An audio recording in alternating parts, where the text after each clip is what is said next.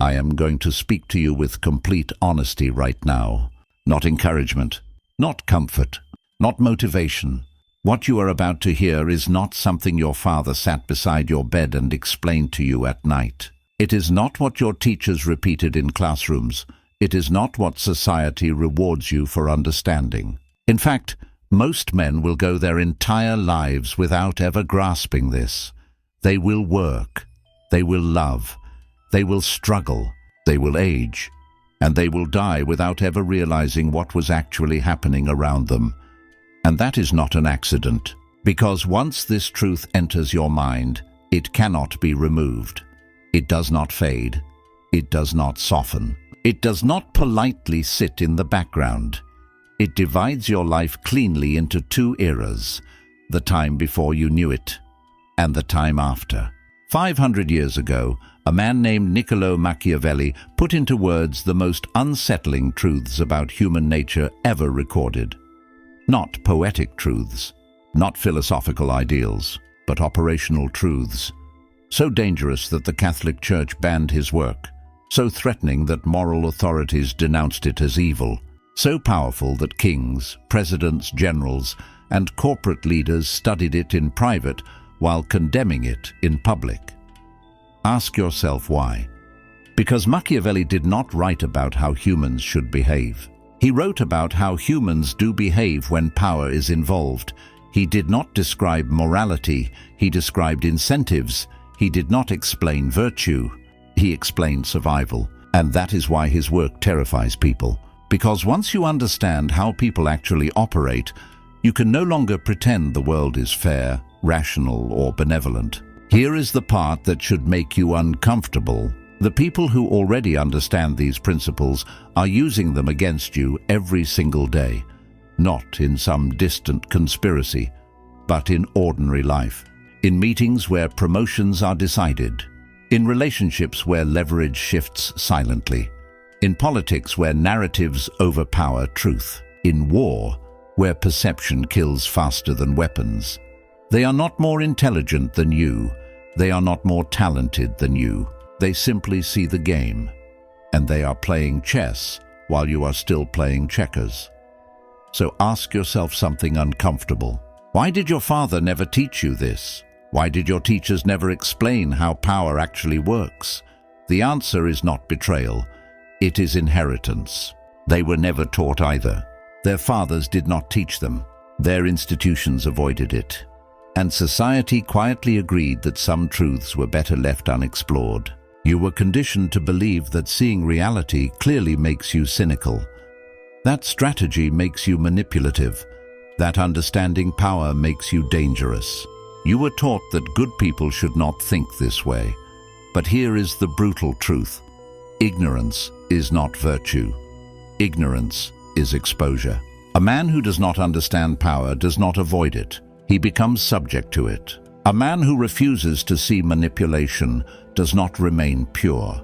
He becomes manipulated. And a man who believes the world rewards honesty without strategy will spend his life confused about why effort does not equal outcome. You have been programmed to believe that reality is kind if you are good, that transparency earns trust, that intentions matter more than results. None of that is how the world actually works. The world responds to strength, to perception, to leverage, and those who understand this shape outcomes while others explain failures. Starting now, that imbalance ends. This is not about becoming cruel. It is not about deception for its own sake. It is not about domination for pleasure. It is about awareness. It is about understanding the rules that already exist, whether you acknowledge them or not. Because refusing to learn them does not remove them from the game. It only removes you from control. From this point forward, you are going to see interactions differently. You will notice hesitation where you once saw kindness, calculation where you once saw coincidence, power where you once saw chaos, and that awareness will feel uncomfortable at first, because comfort is built on illusion, and illusion collapses under scrutiny. Before we go any further, pause for a moment, like the video, subscribe to the channel, turn on notifications. Not because it helps me, but because what follows builds on itself. Miss one piece and the pattern breaks. What I am about to walk you through will permanently alter how you interpret people, authority, loyalty, and yourself. You will not be able to unsee it. And that is precisely why most people never learn it. They prefer the comfort of not knowing. But you did not come here for comfort. You came here because something felt off, because effort was not matching reward, because honesty was not protecting you, because playing fair was not producing fair outcomes. You sensed the gap between what you were told and what you were experiencing. This is where that gap closes. This is where illusion ends. And this is where power begins. You have been told your entire life that human beings are rational, that we weigh options carefully, that we analyze consequences, that we make decisions based on logic, evidence, and reason. This belief is comforting. It suggests the world is orderly, predictable, fair. It is also completely false, and it is one of the most dangerous lies you have ever been taught. Centuries ago, Machiavelli understood what modern psychology would later confirm. He observed that people do not act based on truth. They act based on appearance. He wrote that men judge far more by what they see than by what they feel, because everyone can see, but very few are capable of deep understanding. Translated into modern terms, this means one thing. People respond to impressions, not reality. They choose what looks right, what feels right, what protects their ego, what preserves comfort. Truth rarely enters the equation. Here is the part most people never accept. The average person does not want the truth. They want reassurance. They want confirmation that their choices are justified, that their desires are reasonable, that their weaknesses are understandable. Truth threatens identity. Comfort protects it. Think about the patterns you see every day. The friend who comes to you asking for advice about a failing relationship, not because he wants clarity, but because he wants permission to stay where he is. When you tell him the truth, he nods, agrees, then does nothing, because change would hurt more than denial. The co-worker who complains constantly about being broke, yet spends money on small indulges that make him feel in control. The problem is not ignorance, it is emotional attachment. The woman who claims she wants stability, respect, and honesty, yet repeatedly gravitates toward chaos because it feels familiar, intense, and validating. These are not logical decisions. They are emotional compulsions. Logic collapses the moment it collides with desire. Reason evaporates when fear, lust, status, or comfort enter the room. This is the reality of human behavior. And you have been losing because you were taught to play a different game.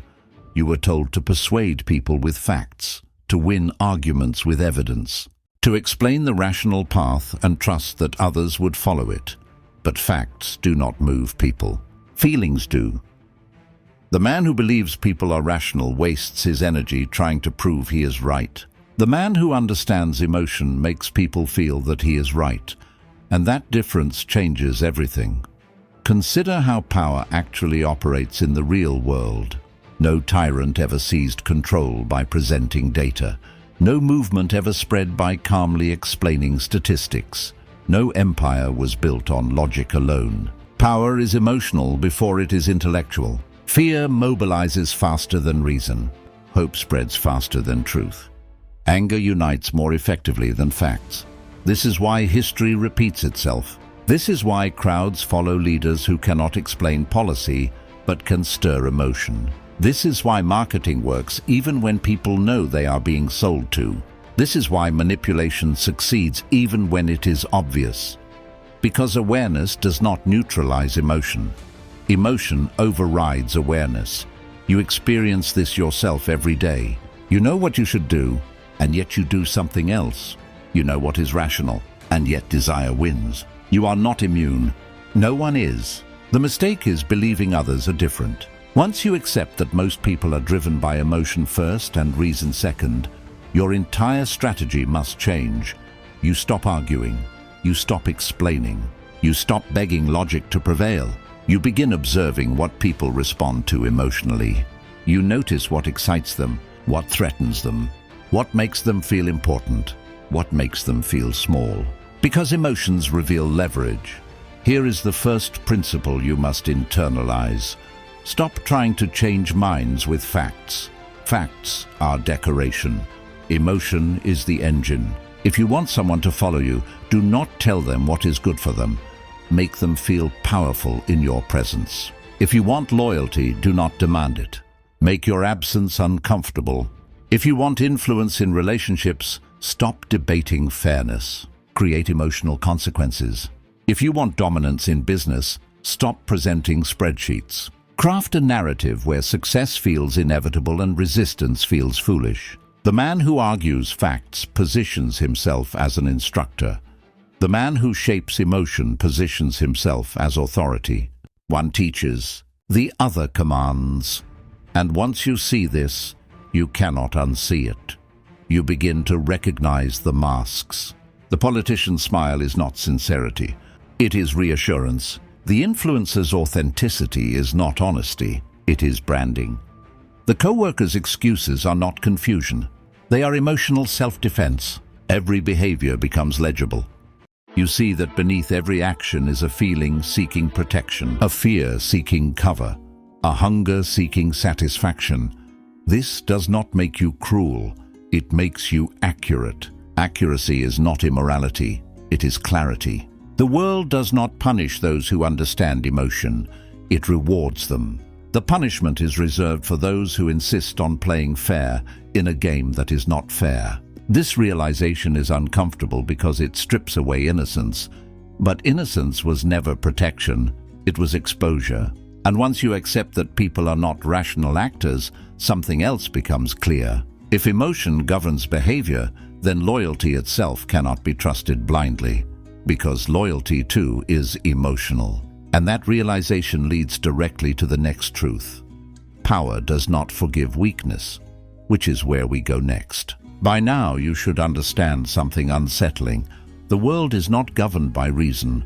It is governed by feeling. Logic is a tool people use to justify decisions they already made emotionally.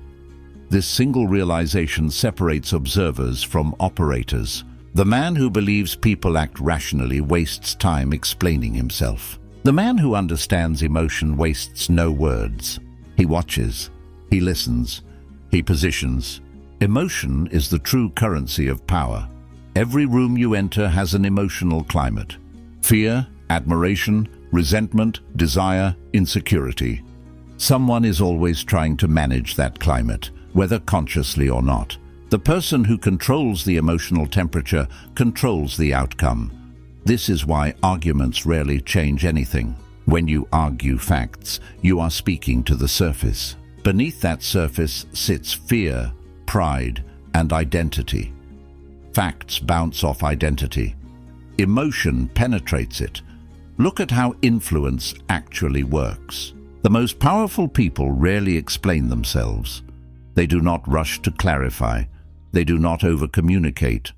They let silence do the work. Silence creates tension. Tension creates focus.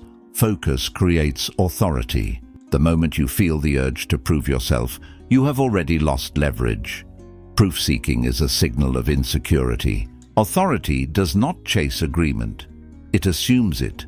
This is not arrogance. It is emotional positioning. History makes this clear. Leaders who inspire loyalty do not do so by being correct. They do so by making people feel safe, proud, afraid, or chosen. Feelings bind faster than logic ever could. You see this in everyday life. The co-worker who dominates meetings is not always the smartest. He is the one who speaks with certainty. Certainty creates emotional gravity. People orbit it. The man who hesitates, qualifies, and explains may be correct, but he feels uncertain, and uncertainty repels. Emotion always outruns intelligence. This is why charisma works. Charisma is not charm. It is emotional clarity. People feel where you stand. They feel what you expect. They feel the consequences of disappointing you. Once you understand this, your behavior changes. You stop arguing to win. You start shaping the emotional field. You choose when to speak and when to withdraw. You let others fill silence with their own projections. Want influence? Reduce explanation, increase presence. Want respect? Remove emotional leakage. Calm unnerves people. Stillness unsettles rooms. When someone tries to provoke you and you do not react, something shifts. They lose footing. They expected emotion and received nothing. That absence creates doubt. Doubt weakens position. This is emotional discipline. Most people are slaves to reaction. They vent, complain, defend, justify. Each reaction reveals leverage points. Each reaction gives information away. The disciplined man gives nothing. He does not announce frustration. He does not explain motives. He does not display insecurity. Not because he lacks emotion, but because he governs it. Emotion expressed without control is exposure. This applies everywhere. In relationships, the one who needs reassurance holds less power. In business, the one who overpromises loses credibility. In conflict, the one who raises his voice first has lost control. Control is felt, not declared. This is why restraint intimidates. It signals self-command. People instinctively respect those who appear internally ordered. Chaos repels. Order attracts. Once you adopt this mindset, you begin to see manipulation everywhere.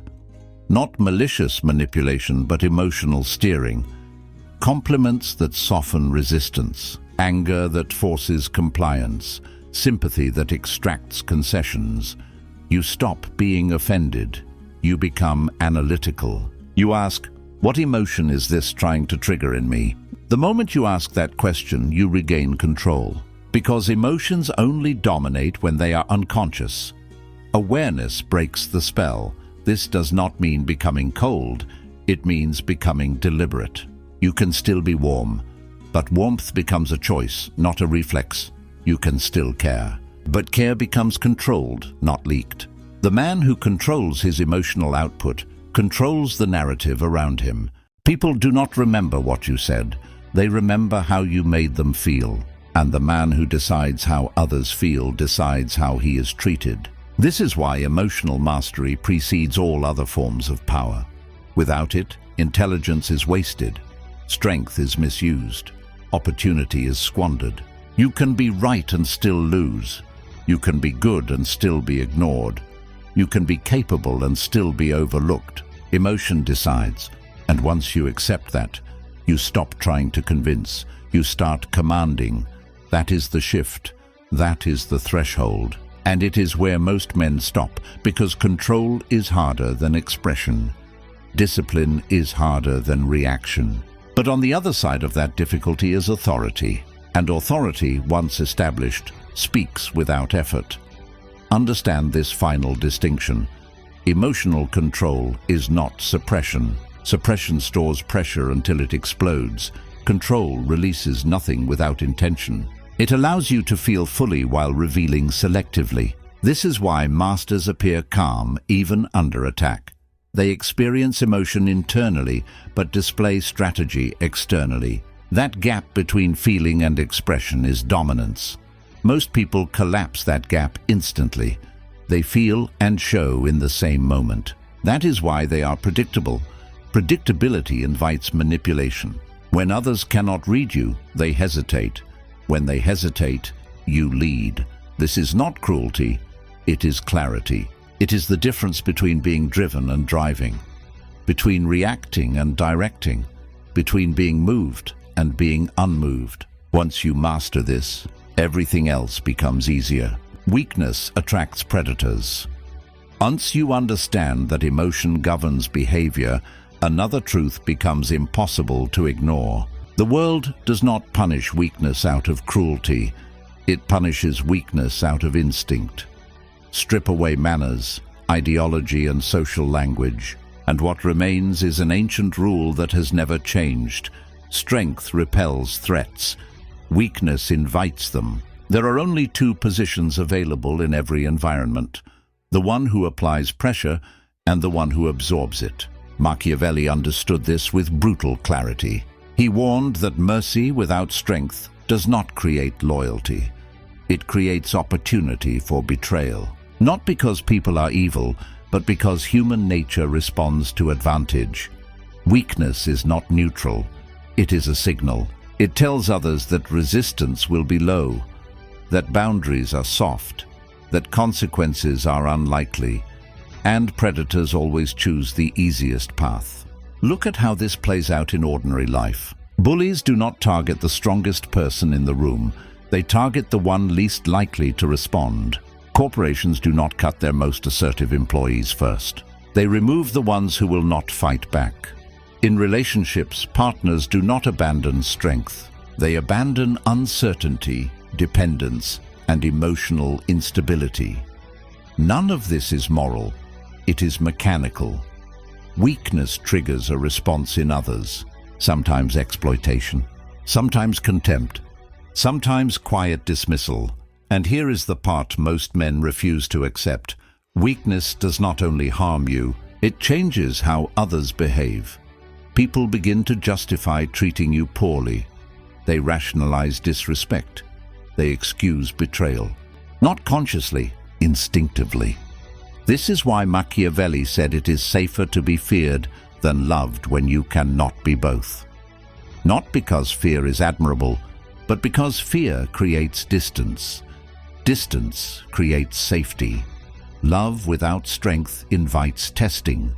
Testing invites violation. Fear without cruelty establishes boundaries. Boundaries preserve position. The mistake most men make is believing kindness alone earns loyalty. It does not. Kindness without power is interpreted as permission. This is where illusions collapse. You were taught that being agreeable makes you respected, that being flexible makes you trusted, that being transparent makes you safe. In reality, it often does the opposite. When people sense that you will tolerate discomfort to keep peace, they push. When they sense you fear conflict, they advance. When they sense you need approval, they withhold it. This is not personal, it is positional. Every interaction contains an unspoken question. What happens if I cross this person? If the answer is nothing, the crossing begins. This is why strength must be visible, not loud, not aggressive, but unmistakable. Strength is not violence, it is consequence. It is the knowledge that certain lines cannot be crossed without cost. The man who avoids conflict at all costs does not avoid conflict. He delays it until the cost is higher. Predators sense this delay. They exploit it. And here is the darkest truth. Weakness corrupts the environment around it. People around a weak man become worse versions of themselves. They test more. They respect less. They behave opportunistically, not because they hate him, but because the structure is gone. Strength stabilizes systems. Weakness destabilizes them. This is why leaders must project firmness even when they are compassionate. This is why parents who never enforce boundaries raise anxious children. This is why organizations without authority collapse into chaos. Strength creates order, and order protects everyone. Once you understand this, you stop trying to appear harmless. You stop advertising softness as virtue. You stop confusing restraint with submission. You learn to stand, not loudly, not theatrically, but unmistakably. You begin enforcing small boundaries. You stop over-explaining. You stop apologizing for existing. You stop negotiating your own worth. And something interesting happens. People adjust. Some drift away. They were feeding on access. Some become cautious. They sense resistance. Some respect you more without knowing why. They feel structure. This is not domination. It is alignment. You are no longer prey shaped by circumstance. You are a fixed point others must navigate around. That is power, not because you threaten, but because you cannot be ignored. And once you are no longer ignorable, exploitation becomes expensive. Which brings us to the final realization. Strength without discipline becomes tyranny, but discipline without strength becomes submission. True power requires both, and that is where this leads next. 5. Silence, discipline, and sovereignty. By now, the pattern should be unmistakable.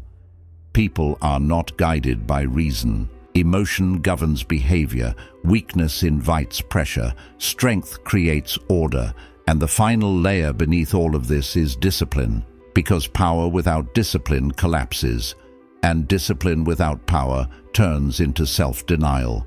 True authority requires both. Most men fail here, not because they lack intelligence, but because they lack internal control.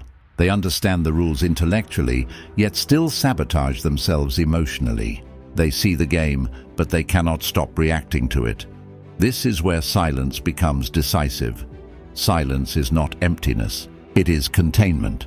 When you stop explaining yourself, people listen more carefully. When you stop announcing intentions, people speculate. When you stop reacting emotionally, people hesitate. That hesitation is leverage. Most men leak power constantly. They narrate their plans. They justify their decisions. They apologize preemptively. They expose doubts, fears, and unfinished thoughts. Each disclosure feels harmless. Together, they make you readable. And readability is vulnerability.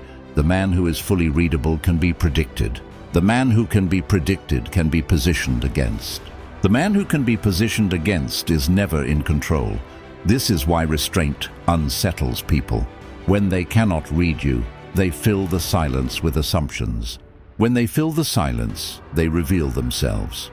Silence turns observation into advantage. This does not mean becoming distant or unreachable. It means becoming selective. You do not share everything with everyone. You do not reveal weaknesses without context. You do not expose strategy before execution. Privacy is not deception, it is protection. This is where many men misunderstand vulnerability. Vulnerability is not strength in public. It is strength only in protected environments, with a trusted mentor, with a therapist, with someone who has earned access. Public vulnerability is not bravery, it is exposure. The world is not a confessional, it is a hierarchy. Scars inspire respect. Open wounds invite exploitation. The disciplined man heals privately and stands publicly composed, not because he is dishonest, but because he understands consequence. This composure changes how people treat you. They stop probing. They stop pushing. They stop assuming access. Some will distance themselves. They relied on your openness. Some will test you. They want the old reactions back. If you hold steady, respect follows. Not admiration, respect. And respect does not need explanation. Here is the final truth. Power is not taken in a single moment. It is accumulated quietly through consistency, through controlled speech, through measured emotion, through visible boundaries. The most dangerous men are not loud. They are calm. They do not announce dominance. They embody it. They do not chase validation. They operate from internal reference. They do not explain their philosophy. They live it. Once you reach this point, something changes permanently. You stop seeking permission. You stop auditioning for approval. You stop needing the room to agree, and the room feels it. Because when you need nothing, you cannot be controlled. That is sovereignty. Before we close, take a moment to like the video, subscribe to the channel, and turn on notifications. Not as a favor, but as a signal to yourself. What you are learning here is not entertainment. It is an operating system. And what comes next builds on everything you have just absorbed. This is not about becoming cruel. It is about becoming precise. Not about dominating others, but about mastering yourself. Because external power without internal rule collapses under pressure. But self-mastery cannot be taken from you. It cannot be voted away. It cannot be cancelled. It cannot be destroyed by circumstance. Everything else is borrowed power. This is the only kind that is truly yours. And once you possess it, the world adjusts. Not because you demand it, but because you no longer need to.